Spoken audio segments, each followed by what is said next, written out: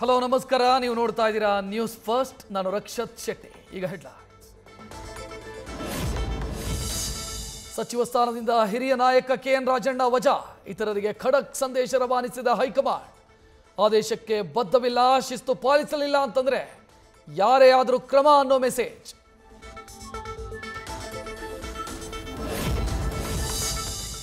ರಾಜಣ್ಣ ವಜಾ ಮಾಡಿದ್ರಿಂದ ಸಿಎಂ ಸಿದ್ದರಾಮಯ್ಯ ಸತೀಶ್ ಜಾರಕಿಹೊಳಿಗೆ ತೀವ್ರ ಹಿನ್ನಡೆ. ಸಿಎಂಗೆ ಆಪ್ತನ ಸಚಿವ ಸ್ಥಾನ ಉಳಿಸೋದಕ್ಕಾಗಲಿಲ್ಲ, ಸಾಹುಕಾರ್ಗೆ ಸಮುದಾಯದ ನಾಯಕನ ಬೆನ್ನಿಗೆ ನಿಲ್ಲೋದಕ್ಕಾಗಲಿಲ್ಲ. ರಾಜ್ಯ ರಾಜಕೀಯದಲ್ಲಿ ಭಾರೀ ಚರ್ಚೆ.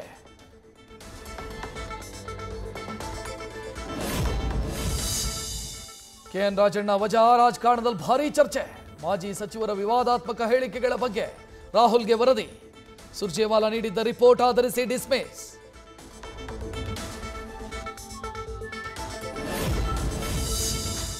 ಮುಂಗಾರು ಅಧಿವೇಶನ ಆರಂಭದ ಮೊದಲ ದಿನವೇ ರಾಜಣ್ಣ ತಲೆದಂಡ. ಇವತ್ತು ಮಾಜಿ ಸಚಿವರಾಗಿ ವಿಧಾನಸಭೆಗೆ ಬರ್ತಾರಾ ಕೆಎನ್ ರಾಜಣ್ಣ? ಸದನದಲ್ಲಿ ಇವತ್ತು ರಾಜಣ್ಣ ಡಿಸ್ಮಿಸ್ ಕೇಸ್ನ ಬಗ್ಗೆ ಸದ್ದು.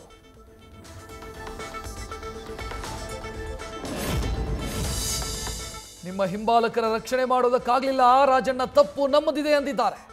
ತಪ್ಪಾಗಿದ್ರೆ ಅದಕ್ಕೆ ಸಿಎಂ ರೆಸ್ಪಾನ್ಸಿಬಿಲಿಟಿ. ಕೆಎನ್ ರಾಜಣ್ಣ ತಲೆದಂಡದ ಬಗ್ಗೆ ಸಿಎಂ ವಿರುದ್ಧ ಗುಡುಗಿದ ಸಿಟಿ ರವಿ.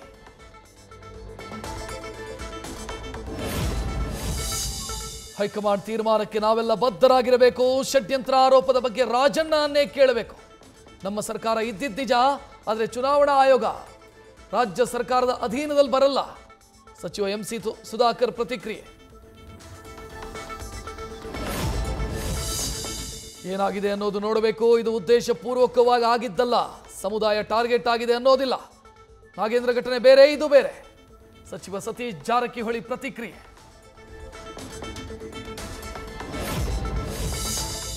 ಇಲ್ಲಿಯವರೆಗೂ ವಜಾಗೆ ಕಾರಣ ನಮಗೆ ಗೊತ್ತಿಲ್ಲ, ಸಿಎಂ ಮತ್ತು ಅಧ್ಯಕ್ಷರಿಗೆ ಗೊತ್ತಿರಬಹುದು. ರಾಜಣ್ಣ ರಾಜೀನಾಮೆ ಪತ್ರ ಕೊಡಲು ಸಿದ್ಧವಾಗಿದ್ದರು, ಹೈಕಮಾಂಡೇ ತೆಗೀರಿ ಅಂತ ಪತ್ರ ಬರೆದಿದೆ. ಗೃಹ ಸಚಿವ ಪರಮೇಶ್ವರ್ ಪ್ರತಿಕ್ರಿಯೆ.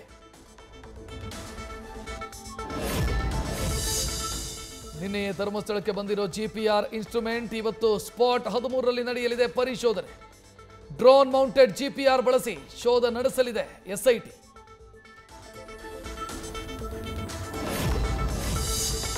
ಭೂ ಪರಿವರ್ತನೆಯಾದರೂ ಗುಂಟೆ ಲೆಕ್ಕದಲ್ಲೇ ಭೂಮಿ ಮಾರಾಟ. ಸರ್ಕಾರಕ್ಕೆ 60 ಲಕ್ಷ ರೂಪಾಯಿಗೂ ಹೆಚ್ಚು ನಷ್ಟ. ಇಂದಿರಾನಗರ ಸಬ್ ರಿಜಿಸ್ಟ್ರಾರ್ ನಿವೃತ್ತ ಕೆಎಸ್ ಅಧಿಕಾರಿ ಸೇರಿ ಅಕ್ರಮ ನಡೆಸಿದ ಆರೋಪ. ಲೋಕಾಯುಕ್ತಕ್ಕೆ ಆರ್ಟಿಐ ಕಾರ್ಯಕರ್ತ ರವಿಕುಮಾರ್ ದೂರು.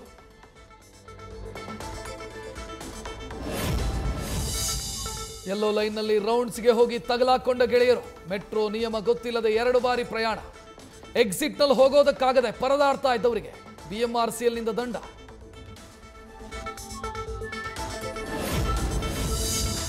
ನಟ ದರ್ಶನ್ ಅಂಡ್ ಗ್ಯಾಂಗ್ಗೆ ಅಗ್ನಿ ಪರೀಕ್ಷೆ. ಚಿತ್ರದುರ್ಗದ ರೇಣುಕಾಸ್ವಾಮಿ ಕೊಲೆ ಪ್ರಕರಣದಲ್ಲಿ ಚಾರ್ಜ್ ಫ್ರೇಮ್ ಬಗ್ಗೆ ವಿಚಾರಣೆಗೆ ಸಿಸಿಎಚ್ ಕೋರ್ಟ್ಗೆ ಹಾಜರು. ವಿಚಾರಣೆ ಸೆಪ್ಟೆಂಬರ್ 9ಕ್ಕೆ ಮುಂದೂಡಿದ ನ್ಯಾಯಾಲಯ.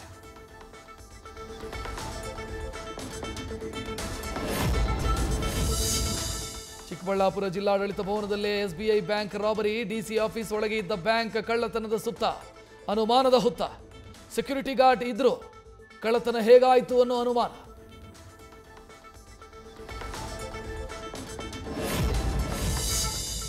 ವಿಶ್ವವಿಖ್ಯಾತ ನಾಡಹಬ್ಬ ದಸರಾಗೆ ಗಜಪಡೆ ತಾಲೀಮು ಆರಂಭ. ಕ್ಯಾಪ್ಟನ್ ಅಭಿಮನ್ಯು ನೇತೃತ್ವದಲ್ಲಿ ರಿಹರ್ಸಲ್ ಸ್ಟಾರ್ಟ್. ತಾಲೀಮ್ನಲ್ಲಿ ಭಾಗಿಯಾದ 9 ಆನೆಗಳು.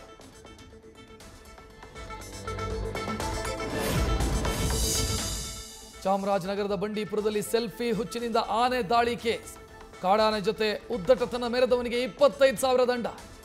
ಪ್ರಾಣಾಪಾಯದಿಂದ ಪಾರಾದವನ ತಪ್ಪೊಪ್ಪಿಗೆ ಪಡೆದು ಕಳಿಸಿದ ಅರಣ್ಯ ಇಲಾಖೆ.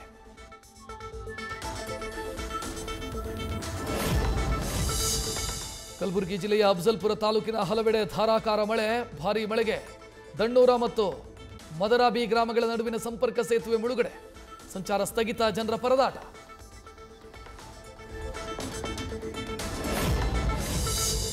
ಆಟವಾಡುವಾಗ ಆಯತಪ್ಪಿ ಬಾವಿಗೆ ಬಿದ್ದ ಬಾಲಕಿ, 8 ವರ್ಷದ ಅರ್ಚನಾ ದುರ್ಮರಣ.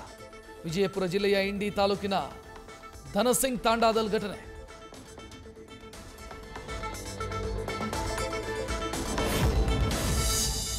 ಜಮ್ಮು ಕಾಶ್ಮೀರದಲ್ಲಿ 1990ರಲ್ಲಿ ಕಾಶ್ಮೀರಿ ಪಂಡಿತ್ ಸರಳಾ ಭಟ್ ಹತ್ಯೆ. ಈಗ ಪ್ರಕರಣದ ಮರು ತನಿಖೆ. ಜೆಕೆಎಲ್ಎಫ್ನ ಯಾಸಿನ್ ಭಟ್ ಮನೆ ಮೇಲೆ ತನಿಖಾ ಏಜೆನ್ಸಿ ದಾಳಿ.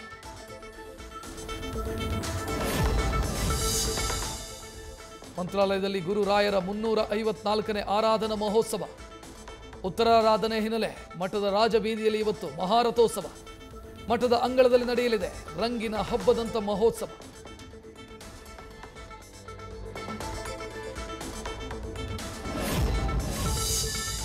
ತಂಗಿ ಸಾವನ್ನಪ್ಪಿದ್ರು ಆಕೆಯ ಕೈಯಿಂದ ರಾಖಿ ಕಟ್ಟಿಸಿಕೊಂಡ ಸಹೋದರ. ರಿಯಾ ಸಾವಿನ ವೇಳೆ ಆಕೆಯ ಕೈ ದಾನ ಪಡೆದಿದ್ದ ಮುಸ್ಲಿಂ ಯುವತಿ. ಮಹಾರಾಷ್ಟ್ರದ ವಲ್ಸದ್ಗೆ ತೆರಳಿ ರಿಯಾ ಸಹೋದರನಿಗೆ ರಾಖಿ ಕಟ್ಟಿದ ಮುಸ್ಲಿಂ ಸೋದರಿ.